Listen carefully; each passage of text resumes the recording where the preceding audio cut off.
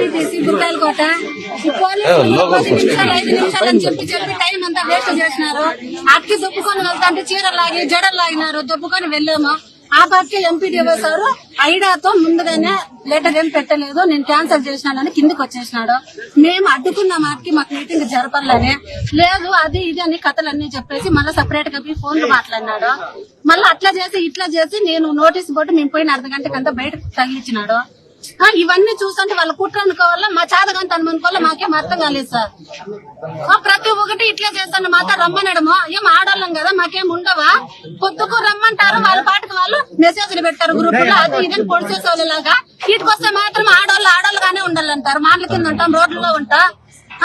పోలీసులు కూడా 10 నిమిషాలు 5 నిమిషాలు టైం మాత్రం బాగా గడిపేస్తున్నారు. ఉద్యోగాల కన్నా ఏడన్నా మనం సినిమాల్లో చేరితే బాగుంటుంది. అందరూ కూడా రాజకీయ నాయకులు పోలీసులు అంతా అట్లుంది సార్. ఈ వ్యవహారము ముసలాళ్ళు ముత్తుకోళ్ళు పిల్లలు అందరు నిలిచిపెట్టాల్సి వస్తే కూడా ఇదో మాకేం ఇది లేదు. పొద్దున్న 7 గంటలకు అంతా వచ్చి సచ్చినాం. ఇంటికి ఒకరికన్నా మనుషులని మానవత్వం లేదు ఆడవాళ్ళు అనేసి. కొంచెం చెప్పండి, చేతులు పట్టుకొని తప్పుతారా? పార్టీలు వాళ్ళు ఉంటే వాళ్ళకే ఉంటాయి, అధికారంలో వాళ్ళే ఉండొచ్చు. ఆడవాళ్ళకి మర్యాద ఇచ్చేది తెలీదా? కొంచెమన్నా తెలీదా? చీరలు లాగుతారు, మాన మర్యాదలు లేవా? మీ ఇంట్లో ఆడవాళ్ళు లేరా? పార్టీల్లో ఉంటే సరిపోయినా జడలు పట్టుకొని చీరలు పట్టుకుంటే మాకు పోతే మాన మర్యాద ఒకటి, మీ ఆడవాళ్ళకి పోతే ఒకటా? ఆ మాత్రం గుర్తు లేదా? అన్నమే కదా తింటాను కడుపుకి.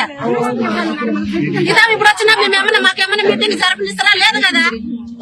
మీరు నెక్కినారు అనుకుంటున్నారు కదా. ప్రతి ఒక్కరికి టైం వస్తుంది, మా టైం వచ్చినప్పుడు మేము చూసుకుంటాం. లేండి, స్టేట్ లో కాదు ప్రతి ఒక్క చోట మహిళలనే గౌరవించాలి అని చెప్పినారు కదా.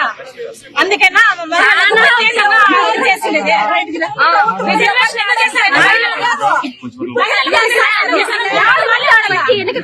ఆడవాళ్ళకి విమర్శించి ఈ రోజు ఆడవాళ్ళు ఇంత హీనంగా చూస్తారు. మహిళలు చాలా మేలు చేస్తామన్నారు. ఇదేనా మేలు చేయడం అంటే?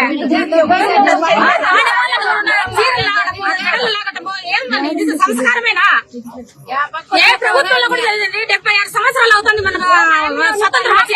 మహిళలకు 75 సంవత్సరాల్లో కూడా ఎక్కడ ఇంత అన్యాయం జరగలేదండి. ఇప్పుడు జరుగుతుంది మహిళలకు. చెరువుల మండలంలో జరిగింది ఈ స్థితిని చూస్తే చరిత్రలో నిలిచిపోతుంది.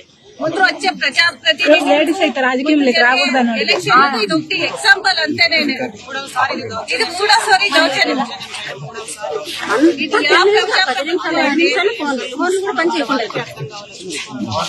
నియోజకవర్గము ద్వారకనాథ్ రెడ్డి మనుషులు మేము అభిమానంతో వచ్చినాం. లేడీస్ 50 మంది దాకా రోడ్డు అంతా వద్దు మీరు రాకూడదని చెప్పేసి పోలీసులు పంపించేసారు. వాళ్ళకి మర్యాద ఇచ్చి మేము కూడా పక్కకి వెళ్ళిపోయినాము.